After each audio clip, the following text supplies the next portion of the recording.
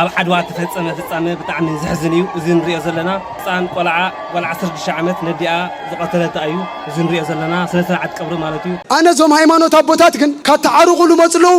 ኣደው ይጎሩልና ዓረቆ ምናምን ንዓርቁ ጉዳይ ሆነ ፖለቲካ እዩ ላጥፋ ይጠየቅ ታይ ብዕርቅ ልፍታሕ ኢለ ምሳንስኩም ልኩም ተዋይስኩም ታደሰ ሰራቀዩ ታደሰ ዝሙታም እዩ ታደሰ ሱሳም እዩ أربعة شنو تقالسو إلى أكاليسة سلامات بيتسب كمين يخاتكم يا ولو ما عند ما وانا ون الزرارة بنزل قد حيزلكم مسئل له نزل شانال سبسكرايب كم ونزل فيديو زي لايك مباركم كي ترسعوا أما دبنا إيش ما راح تسكنفت وانا ون الزرارة بنزل قد يخصلكم بتمال علات حنتي قال 10 شدش عدمية زعدمية قال عن الدقيقة قتيلة عند تبهليو اسكاس معكم ኣብ ዓድዋ ተፈጸመ ፍጻመ ብጣዕሚ ዝሕዝን እዩ እዚ ንሪኦ ዘለና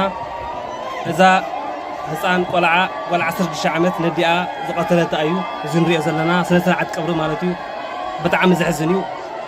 ብምንታይ ምክንያት ከም ዝኾነ ክሳብ ሕዚ ተፃረየ መንገዲ የለን ሓንቲ ውላድ ንወላዲታ ብኻራ ዝቐተለትሉ ሃሞት ተፈጢሩ ኣብ ከተማ ዓድዋ ፍሉይ ቦታ ድብርቺ እናተባሃለ ዝፅዋዕ 16 ዓመት ዝኾነት ንሰዲኣ ቀቲላታላ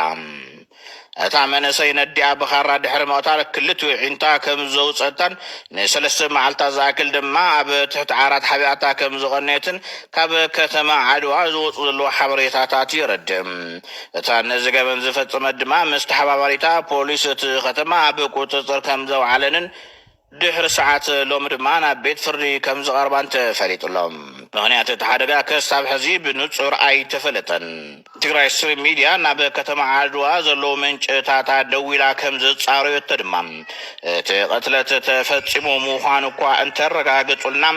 እተን ወላዲት ዓይነን ብኻራ ወፁ ዝብል ግን ጌጋ ምዃኑ ኣረጋጊፅና ኣለና ኣነ ዞም ሃይማኖት ኣቦታት ግን ካተዓርቁሉ መፅለው ኣደው ይጎሩልና تعرقوا من نعرقوا قد يخوني بوليتيكا يجي لا تفاي تيق طيب بعرق اللي فتح لي مسان نسلكم لكم توايسكم بسوري يخوني كوزي شمقلنا عياد اليوم يزيهم وات يوم كاب حقي دم هزو تقرأي رسي عم يوم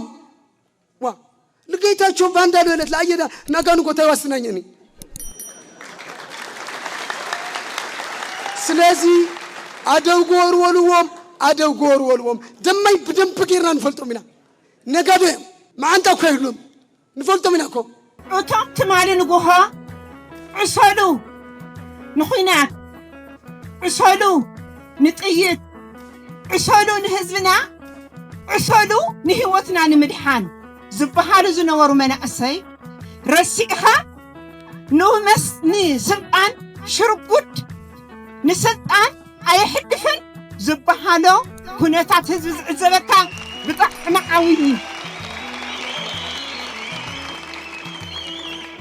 عوي جيجا عوي حماق إن كان حزب تقرأ كافتو جوا حزبي زي حلو زي تفكر حساب مخان إذا أمني مجمرتا كتعبي زدلي واجزا أبوي ودي يمخور لا كتأفق زدلي واجزا أبوي ودي يفخر لا زبحالو ساليني عبيتنا ኢትዮጵያ ለትግራይ ህዝብ ሲኦል ስትሆን ይሄ ህዝብ እንደ ቢያፍራ መጥፋት አለበት ሲባል አሳውን ለማንጠፍ ባህሩን ማጥፋት ነው 95 ለ5 የሚሰቀጥጡ ማለት ነው አንዳንዱ ከቤተ ክህነት መስቀል ይዘው የትግራይ ህዝብን ሞት የሚባርኩ ቀሳውስት ያየንበት እብደት ውስጥ የገባች ሀገር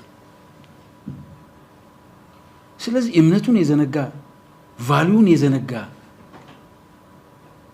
የሀገሩን ክብር አሽቀንጥሮ ይታለ ኢሊት የበዛባት ሀገር ትናንትና በትግራይ ህዝብ የሁሉ መከራና ሲቃ ሲመጣ እሱ ጋር ማይደርስ የመሰለው የትግራይና ህመሙ ያልሆነ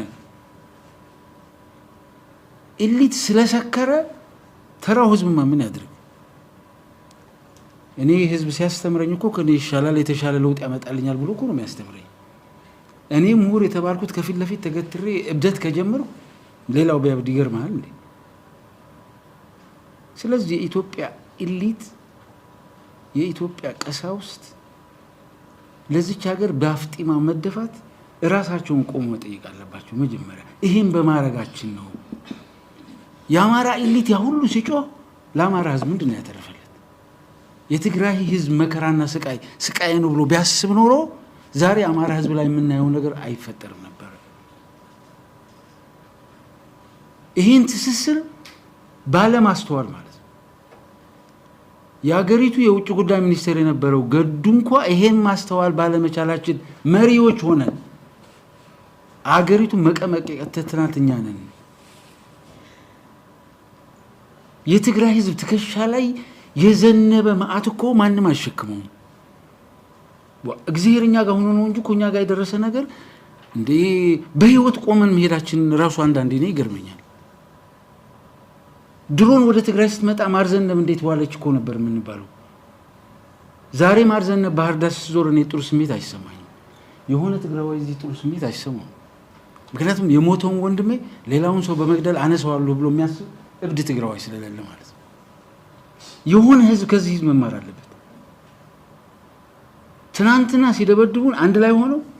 ዛሬኛ በልጆቻችን አበይ አንድ ብኻት ፈልጥ ሰለስተ መዓልቲ ብዕንጨይት ከምዝ ገይርካ ትቆስ ከምዝ ገይርካ ኢልካ ናብ ጦርነት ዝኣት ህዝቢ አበይ ረኻ ውሽጦም ጽጉዋት ስለዝኾኑ ትግራይ ጽጉት መስሎም ትስምዖም ደናቁር ነይሮም። ኣብዚ ክልል እዚ ዘይለየለ ይዝብልካ ኣብዚ ክልል እዚ ዘይለየለ ይው ደካ ኒኩለር ለሰሪሖም ኮኑ እዮም ዘምስኮ ርጉማት ኮይዮም ይድበሃል። ኣብዚ ተይደይትሎማ ርጉማን ማነው ሓያላት ኢዶም ነውሕ ገለን ዝበሃሉ ሻዕብያ ህወሓት ኣብዚ እቶይ ዘይትብሎም ወታፋት እዮም ክነግረካ ካው ጸላዕለ ታይ ንግበርታ ቴክኖሎጂ ንጠቀም ታይ ድሮን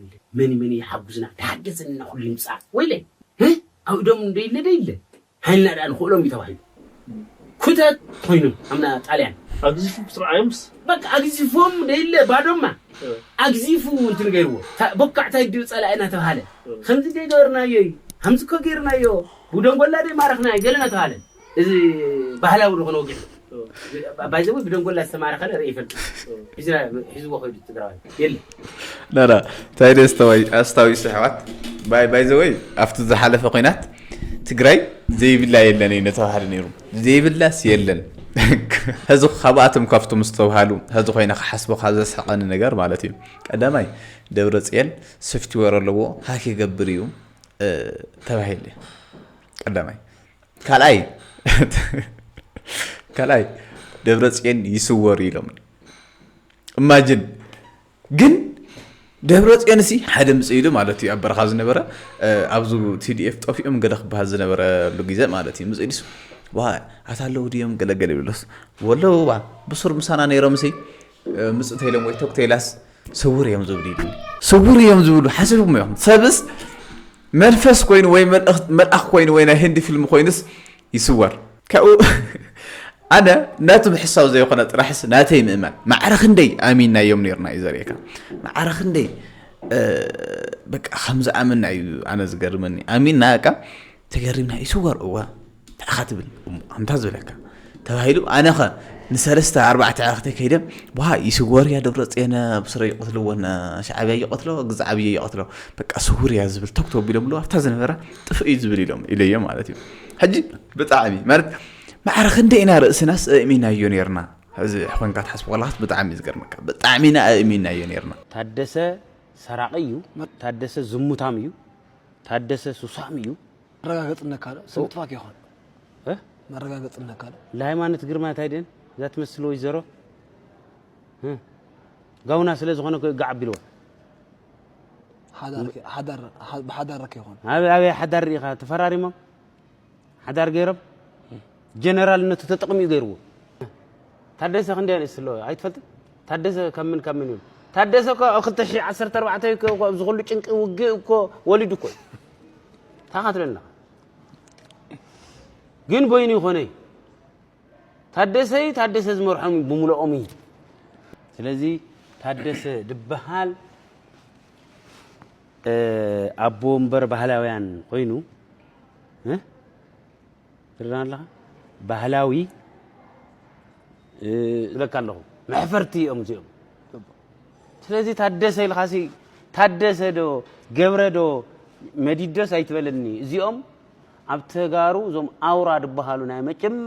መጀመሪያ